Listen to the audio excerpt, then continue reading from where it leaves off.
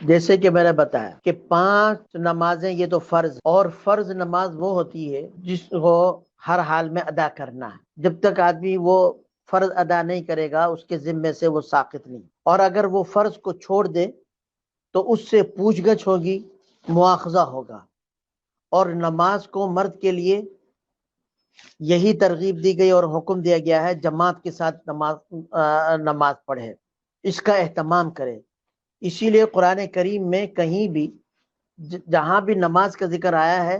تو ادو صلاۃ کا لفظ نہیں کہا کہ نماز ادا کرو، بلکہ اقیمو کہا، نماز قائم کرو۔ نماز قائم کرنے کا مطلب یہ ہے کہ اس کو اس کے فرائض کے ساتھ، اس کے واجبات کے ساتھ، اس کے آداب کے ساتھ، اہتمام کے ساتھ ادا کیا جائے، اس کو کہتے ہیں قیام، نماز قائم کرنا۔ اس کے علاوہ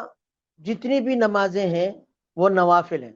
تہجد کی نماز بھی نفل نماز ہے۔ اگر ایک شخص فرض نماز نہیں پڑھتا، اس کو چھوڑ دیتا ہے، تو اس کے بارے میں اس سے پوچھا جائے گا، مواخذہ ہوگا کہ تم نے نماز کیوں نہیں پڑھی۔ نفل نماز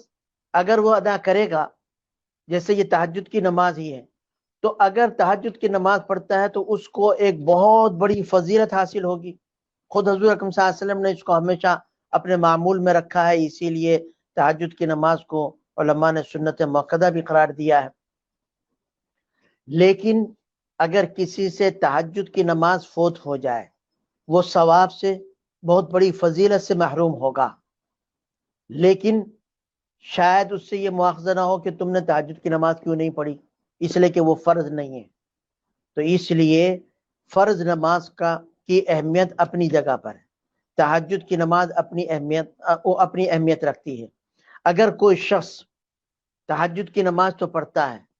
رات کو جاگا، نماز کے لیے اٹھا، تہجد کی نماز میں اس نے وقت لگایا، وقت صرف کیا، لیکن اس کے بعد تھک گیا، سو گیا، اور اس کی وجہ سے اس کی نماز قضا ہو گئی یا جماعت نکل گئی، تو ایسے شخص کو پھر چاہیے کہ وہ تہجد کی نماز ادا نہ کرے، بلکہ فرض نماز کا اہتمام کرے، اس کو قضا نہ ہونے دے۔ ہاں، اگر ایسی صورت ہے کہ آدمی فرض نماز بھی ادا کرتا ہے اور اس کا اہتمام کرتا ہے، تہجد کی نماز بھی ادا کرتا ہے، اب کسی وجہ سے ایسی کوئی وہ ہو گئی، اہتمام کے باوجود نماز سے نکل گئی، تو تہجد کی نماز کا ثواب اس کو ملے گا، فرض نماز کے چھوڑنے کا گناہ بھی اس کے ذمہ ہوگا۔ لیکن اگر تہجد کی وجہ سے نماز قضا ہو رہی ہے، پھر اس کے لیے بہتر یہی ہے کہ تہجد کی نماز نہ پڑھے، فرض نماز کا اہتمام کرے۔ حدیث میں بھی آتا ہے کہ اگر ایک شخص نے عشاء کی نماز جماعت کے ساتھ پڑھی، فجر کی نماز جماعت کے ساتھ پڑھی، اور وہ سویا رہا، تو اس کو پوری رات جاگنے کا ثواب ملے گا۔